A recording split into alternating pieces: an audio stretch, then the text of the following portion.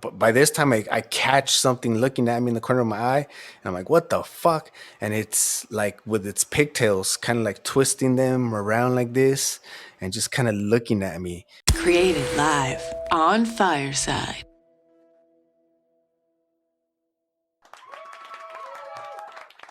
Let me talk to you. Yeah.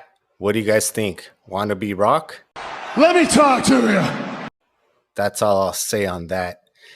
Moving on. Today is going to be a little bit of everything show. I'm going to be talking about my first NFL football game that I'm going to this Sunday. Excited about that. I'll be talking about a couple articles I read about the 10,000 step rule. Very interesting on that. As well as I'm going to tell you about something creepy that happened to me. I know it's not even Halloween. I do Halloween themed shows in October, but this was pretty creepy, and it happened to me right after training, or actually while I was training. I'll give you some interesting did you know facts about fitness at the very end, so be sure to stick around. Sunday, I will be going to my first preseason game, or actually my first NFL game preseason. Raiders versus the 49ers. I am a big 49er fan. I'm looking forward to it, going with a couple buddies.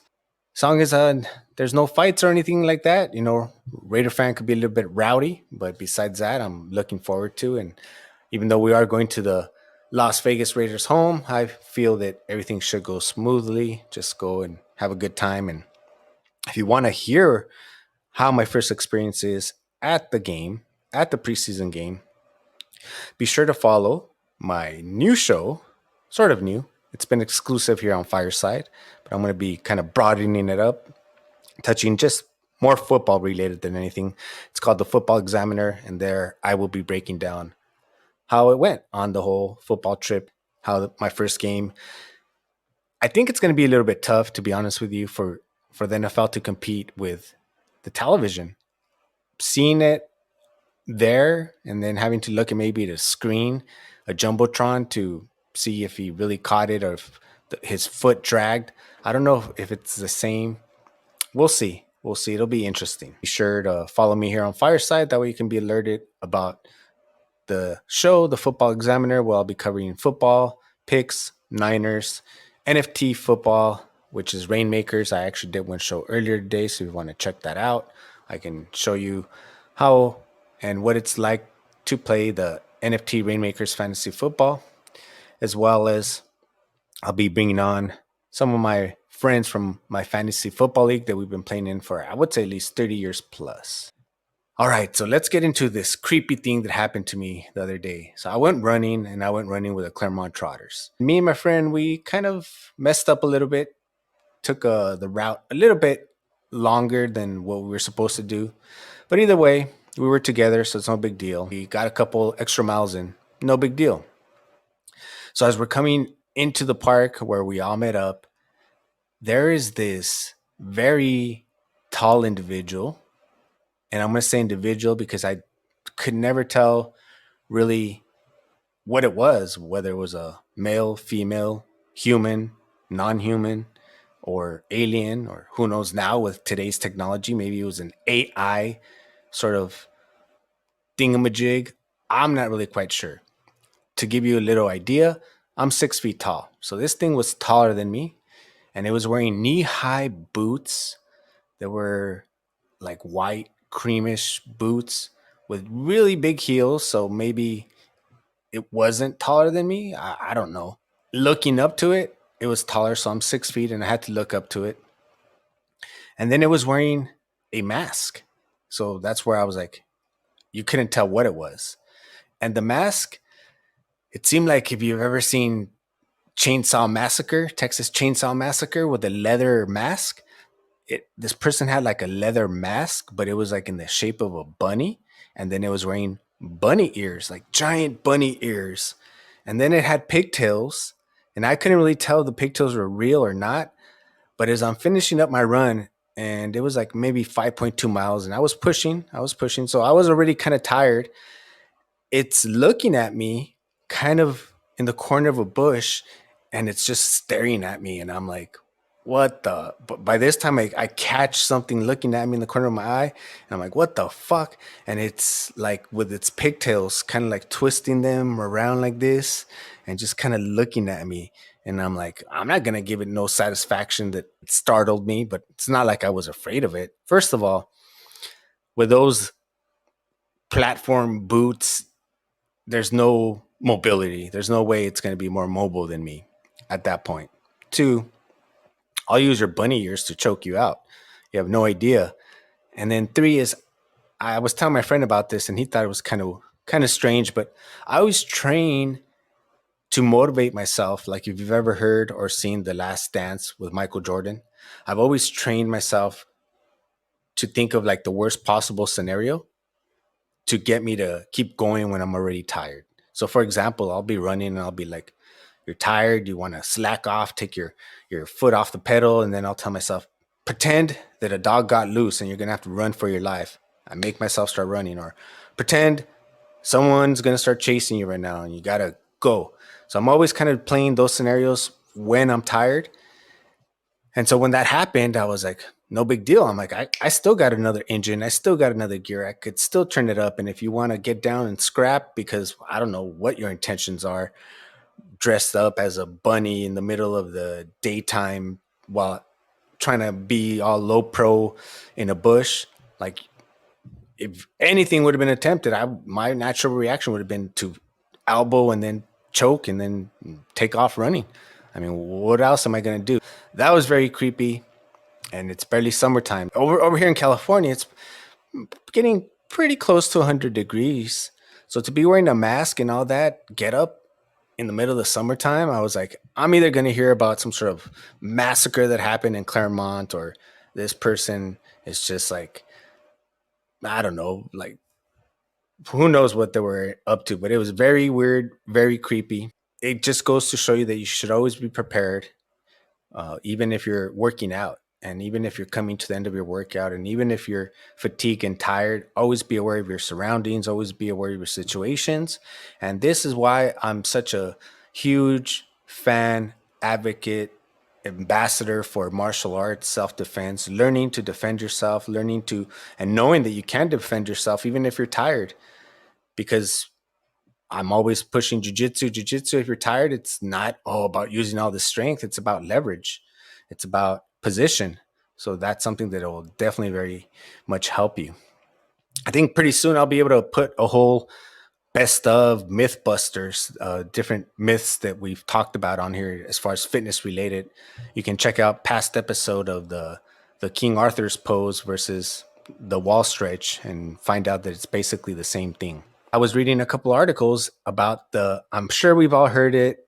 We we've all know somebody who does this as part of their routine. The 10,000 step a day rule, where does anybody really know where that came from? Does anybody know where it evolved from? Does anybody know why some people are so obsessed? I got to get my 10,000 steps in. Well, it turns out that it originated in Japan in 1965 by this company called, and forgive me, I'll probably mispronounce it, but my Japanese isn't too fluent. It's Yamasa. It released a pedometer called Manpo Ni, which translates to 10,000 step meters. So basically, there was no grounded science behind any of the fitness tracker. It was just basically like the default goal of 10,000 steps, and it has caught on. Through that, now a bunch of pedometers and trackers automatically set it to 10,000, but there's really been no study. And I'll link the articles in case you want to read it. This particular fitness instructor was talking about things that you can do that are more productive than hitting your 10,000 steps, which after reading some additional articles, and it's funny, I'm always combing through it. I'll probably bring back that show, Athletic Definition, Sports and Fitness News, where I'm always like lurking and I just like to share the things that I saw. So it just popped across another article about 10,000 steps as I was doing my research. And on this same article, it does talk about how Harvard recently came out with a study, and it actually says that by taking 4,400 steps per day, is enough to significantly lower the risk of death in women compared to only taking 2,700 steps daily. There was another article. This one was from the UK, but it also had to do with 10,000 steps. And this one was with a couple different universities. And let's see here. Looks like it was the Medical University of Lodz in Poland and Johns Hopkins University of Medicine in the US. And they were just basically talking about the steps, the 10,000 steps. So what they did is they did an analysis of more than 226,000 people around the world. And it showed that 4,000 was enough to start reducing the risk of dying prematurely of any cause. Just over 2,300 steps is enough to benefit the heart and blood vessels. The more you do, the more health benefits are seen, the research has shown. Every 1,000 steps beyond 4,000 steps reduce the risk of dying early by up to 15%, up to 20,000 steps. The team from medical, and I already mentioned the universities, and that applied to all genders, all ages, regardless of where they lived, if they like to dress up in bunny suits. It didn't matter. It applied to it all. However, the biggest benefits were among the under 60 years old and under. And so now this is where I'm going to share some facts about working out. And I think that the woke people especially won't like this because I understand, if you have medical issues, you have thyroid issues, you have eating disorders, you have mental health issues, this does not apply to you. But to the people who are lazy and just want to use the wokeness to say, oh, I love myself because I'm out of shape and this is the way I am and don't want to do anything about it. Of course, if you don't know by now, the number one killer in the world is cardiovascular disease. Can you imagine that is like the number one killer when there's people who die still from lack of nutrition, no food? And then this one is the fourth most frequent cause around the world, according to World Organization data. And it is insufficient physical activity, lack of working out. I mentioned on the past show that was driving by and I saw this guy who looked like he couldn't get out of his truck. It looked like he was struggling. He was having a really difficult time. I know that's why they put railings in the bathroom so people can get up from the bathroom because they have such weak quads and hamstrings. Did you know that 3.2 million deaths per year occur because of inactivity? All you have to do is be active. I have plenty of friends and plenty of family members who refuse to work out, who say I hate to sweat, who refuse to perspire, anything like that. Sometimes I feel like I'm fighting a battle that's impossible to win. But the whole goal has been at some point in your life, it'll be time for you to hear this message or make the change, or maybe you've always been motivated, or maybe you just need something to keep going. This whole show is just basically to keep you motivated, keep you inspired, keep going. If you're already great, then be even better than you are. Let's let's help avoid, like, I don't know. I'm gonna touch on this more on a future show, but I was doing a show on mental health for men recently, it just kind of passed, and I was going to do a second show. So many crazy things have been going on in my life. And if it wasn't for working out, if it wasn't for me through the years from working out, having enough discipline to put myself when mentally I really don't want to do it, or my heart's not into it, or different things from sorrow, from mourning, from tragedies, from life. That discipline, it's has helped me keep doing what I'm supposed to do, which is a great way for me to release all this stress. Besides talking, of course, and some people may need professional help and everything, but exercise so good for the mental health. And now, if we can avoid being one of the sorrows in one of our family members' life, that we don't pass early, that we are around for our kids or grandkids, our nieces, our nephews, our family members, and it's all just because we're active a little bit. It, it is the bar is set so low right now that it doesn't really take much to be in shape, really. Last thing is, if that doesn't motivate you enough, how about $25,000? That's right, $25,000. Studies have shown that people who exercise regularly make about $25,000 more per year than people that don't. Do you say, well, I'm so woke that I'm just going to love me, or $25,000? Everyone has different motivation factors. For some people, it could be the way they look. For other people, for themselves, money is a great motivating factor. If $25,000 more a year isn't motivation enough for you, I don't really know what it is. Tell me what turns it around for you.